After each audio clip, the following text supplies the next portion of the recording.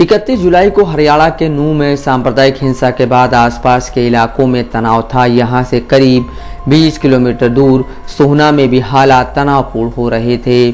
शहर की सबसे बड़ी और इस इलाके की सबसे पुरानी मस्जिदों में से एक शाही जामा मस्जिद के इमाम कलीम काशफी को कुछ होने का अंदेशा तो था। नूंह के घटनाक्रम के बाद कलीम काशफी सतर्क थे। आसपास के लोगों ने उन्हें कुछ दिन के लिए सुरक्षित स्थान पर जाने की सलाह भी दी थी। बीबीसी की एक रिपोर्ट के मुताबिक शाही मस्जिद के परिसर के ही एक हिस्से में इमाम और उनके भाइयों के परिवार रहते हैं। नूंह के घटनाक्रम के बाद मस्जिद की सुरक्षा में पुलिस तैनात कर दी गई थी। सोहना में मुसलमानों की सीमित आबादी है। शाही जामा मस्जिद के आसपास मुसलमानों के गिने चुने घर हैं।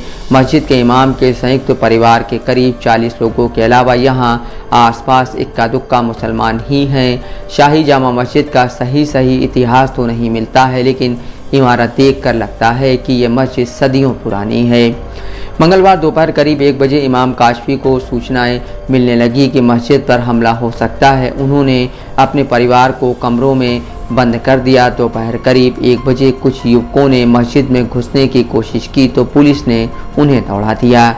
कलीम काशफी बताते हैं, 2-3 युवा मस्जिद की दीवार फांद कर अंदर आए तो पुलिस ने उन्हें वहां से भगा दिया। हमने तुरंत इसकी सूचना स्थानीय पुलिस को दी।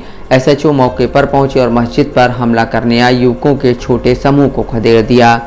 काशफी बताते हैं, लेकिन इसके कुछ मिनट बाद ही बड़ी तादाद में भीड़ ने दूसरी तरफ से मस्जिद पर हमला कर दिया। पुलिस भी उनके सामने बेबस हो गई। जब युवाओं की भीड़ आगे बढ़ रही थी, काशफी के भतीजे सादिक मस्जिद परिसर में मौजूद थे। इस दौरान मस्जिद में इमाम और उनके परिवार के फंसे होने की खबर स्थानीय पार्षद गुरबचन सिंह को लग गई थी। उन्होंने तुरंत आसपास के सिख नौजवानों को इकट्ठा किया और मस्जिद की तरफ बढ़े। गुरबचन बीबीसी से कहते हैं, स्थानीय पुलिस दंगाइयों को खदेड़ने की कोशिश कर रही थी, लेकिन उनकी संख्या कम थी। हमें आगे बढ़ता देखकर पुलिस का भी हौसला बढ़ा।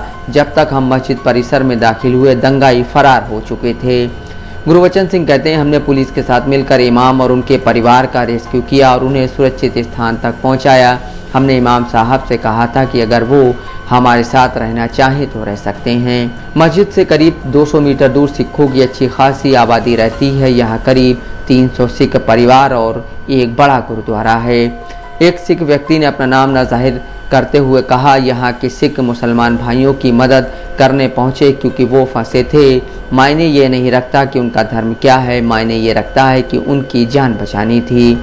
सादिक कहते हैं, पुलिस जब दंगाइयों को खदेड़ रही थी तब आसपास रहने वाले सिख यहाँ पहुँचे और हमारा हालचाल पूछा और कहा कि किसी को चोट तो नहीं लगी है। उन्होंने कहा कि अगर हम कहीं जाना चाहते हैं तो उनकी गाड़ियाँ हाजिर हैं, लेकिन फिर प्रशासन ने बस की व्यवस्था की तो वो पुलिस के साथ मिलकर हमारे परिवार को सुरक्षित छोड़ कर आए।